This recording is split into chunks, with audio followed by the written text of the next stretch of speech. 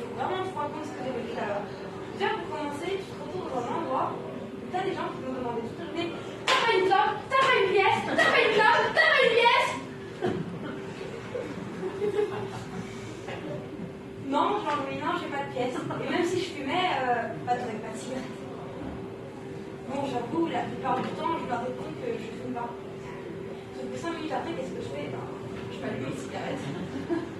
Et du coup, ensuite, t'as Jean-Louis qui revient vers moi en mode: t'as pas une cigarette? T'as pas une cigarette? Non, toujours pas, non. Et du coup, bah, moi, j'essaie de l'éviter. Et après, bah, je rentre dans ma chambre. Donc du coup, si avec ça, ça passerait à la limite. Mais je veux dire, il n'y a pas que ça là-bas. Quand tu es là-bas, tu as des gens qui crient leur race toute la journée. Et tu as juste envie de dire à Jean-Louis de la fermer parce que tu aimerais bien te reposer. Bah ouais, parce que là-bas, il n'y a que ça à faire: dormir ou fumer. Ou jouer aux cartes. Quand tu trouves enfin quelqu'un qui accepte de jouer aux cartes avec toi, ça en fait une crise parce qu'il paie. Non pas que j'aime pas les mauvais perdants, mais un petit peu. Et là-bas, j'ai vécu des choses vraiment atroces parce que, en parlant de crier, quand ils m'ont donné mon cachet, ah oui, parce qu'il y a ça aussi, ils adorent te shooter au médoc. Et quand ils m'ont donné mon cachet, qui est censé être du Loxapam, qui est un anxiolytique qui doit t'apaiser, sauf que là, le problème, j'étais stone, qui marchait pas droit et j'avais les bras qui bougeaient tout seul. Clairement, on aurait dit une mongole. En même temps, quitte à passer pour une mongole, j'étais à ma place là-bas. Enfin bref, arrive le soir, il m'en redonne un, comme si ça suffisait pas. Donc du coup, j'ai eu ma chambre bloquée pendant 2 heures, et je sonnais, j'avais pas, j'en pouvais plus. Tout ça pour qu'à la fin, les infirmiers arrivent vers moi et me disent: mais vous êtes en crise d'angoisse, faut vous calmer, vous reposer. Me reposer de quoi au juste? Comment tu veux dormir avec une douleur pareille? C'est pas possible dans la vraie vie. Donc au final, j'ai pas dormi la nuit. Et je tiens à dire que des fois, tu peux tomber sur des infirmières vraiment connes. Mais plus que le mot en lui-même. J'espère qu'il n'y a pas d'infirmière dans la salle.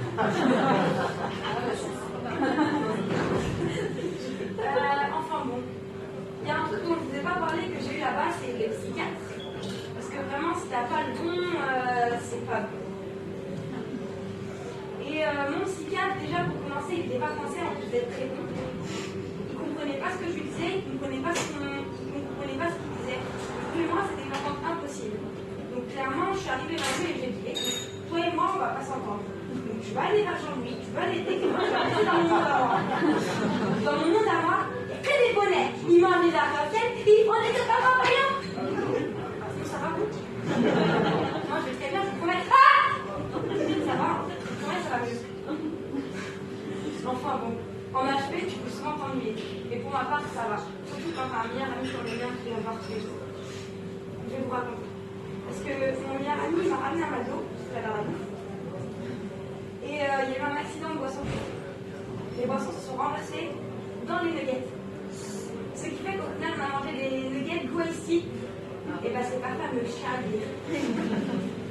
Moi, je préfère les vrais nuggets. Ils sont bien croustillants, ils sont bien gras, ils sont bien poussés et bien culpabilisés aussi. Parce que bien que j'adore la bouffe, je culpabilise beaucoup parce que quand je mange, du coup j'ai mis au point une technique quand j'étais là-bas. Toi je te mange, toi je te mange pas.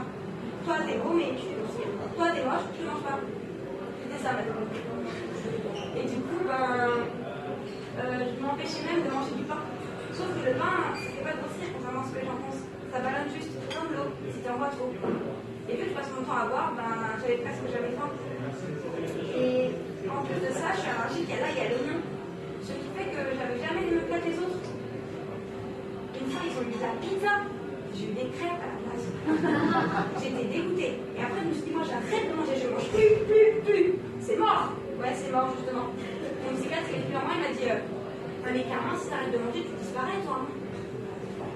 Ouais, du coup, je me suis remis à manger parce que faire la grève de la faim, ça va 5 minutes. Hein.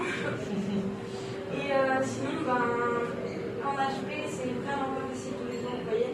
Surtout quand t'as des gens qui viennent vers toi et te disent: ah, mais en fait, t'es vraiment malade. Ah, mais t'es taré, en fait, t'es une malade mentale. D'accord. Jean-Louis, CEF, Covid, tu bois toute la journée et tu veux venir vers moi. On va te faire soigner et après on en reparlera. Merci pour tout.